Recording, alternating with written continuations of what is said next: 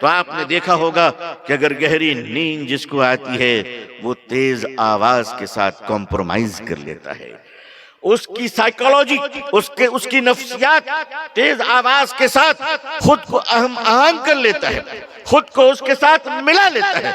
और फिर साइकोलॉजी जब इस नॉइज को, इस लाउड स्पीक को जब वो कॉम्प्रोमाइज के साथ एक्सेप्ट कर लिया करती है, तो वो आदमी आवाज के साथ सो जाया करता है।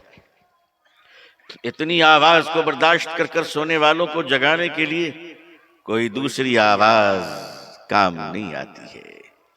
आप जितना भी चीखेंगे क्या असर पड़ने वाला है? उसने 100 लोगों की चीख जैसी आवाज, मशीन की आवाज को बर्दाश्त कर लिया है। जब वो रेजिस्ट कर लेता है तो आप उसे जगा नहीं सकते। उसके जगाने का एक आसान सा तरीका है, और वो लॉजिक ये है कि मशीन को बंद कर दो, आदमी उठ जाएगा। आवाज को बंद कर दो, वो उठ जाएगा, वो बेदार हो जाएगा। मेरी कौम के लोगों, आप जगे हुए बहुत हैं। मसला आपको जगाने का नहीं है, मसला रुक कर, ठहर कर आपके पीछे छूट गए हालात को बताने का है, आपको अपनी जिम्मेदारियां दिखाने का है। मेरे बुजुर्गों, आपकी जिम्मेदारियां क्या है? आप इस्लाम की फिक्र न करें। अल्लाह का दीन है, वो बड़ा महफूज है। मेरे बुजुर्गों, मेरे करम फरमाओ, अल्लाह का दीन न कल गैर महफूज था, न आज गैर महफूज है। अल्लाह का दीन कल भी मुस्कुरा रहा था, आज भी मुस्कुरा रहा है। इस वादियों में सूफियों ने दीन पहुंचाया, अल्लाह वालों ने दीन पहुंचाया। हिंदुस्तान के उलमा, वो उलमाए रब्बानी दीन जिनकी जूतियों पे मुझ जैसा गुनहगार और तालिब इल्म कुर्बान होने को तैयार है, उन उलमा को मैं सलाम करता हूं, जिनकी जफाकशी ने, जिनकी हिम्मत ने, जिनकी बहादुरी ने, जिनकी खुदा तरस और नीम शबी ने, रातों में रोने की तरस को अंदाज ने इस उम्मत के दिलों में इस्लाम को पहुंचाया। हमारे रगो रेशे में आज इस्लाम पहुंचा। मदारिस इस्लामिया अल्लाह सलामत रखे, ये एक पावर हाउस है हमें और आपको जिंदा रखने के लिए।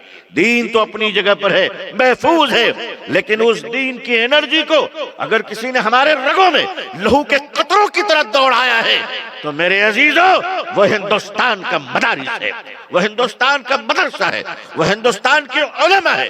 मैंने और मुल्कों को भी देखा है, मैंने साउथ एशिया के मुस्लिम मुल्कों को देखा है जहां मुसलमानों की तादाद बहुत ज्यादा है, मगर उनके पास हराम और हलाल की तमीज नहीं है।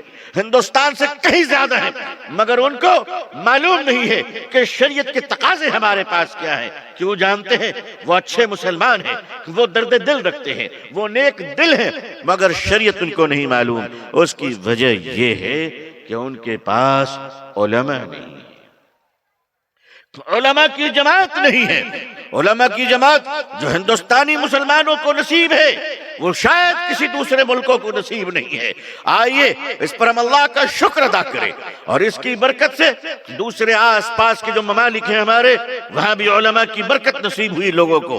अल्लाह ताला हमें इन दोनों चीजों की कद्र की तौफीक अता फरमाए। अजीजान मिल्लत, अल्लाह का दीन इस्लाम, आप जरा इस बात पर गौर करें, पिछले 1500 सालों की तारीख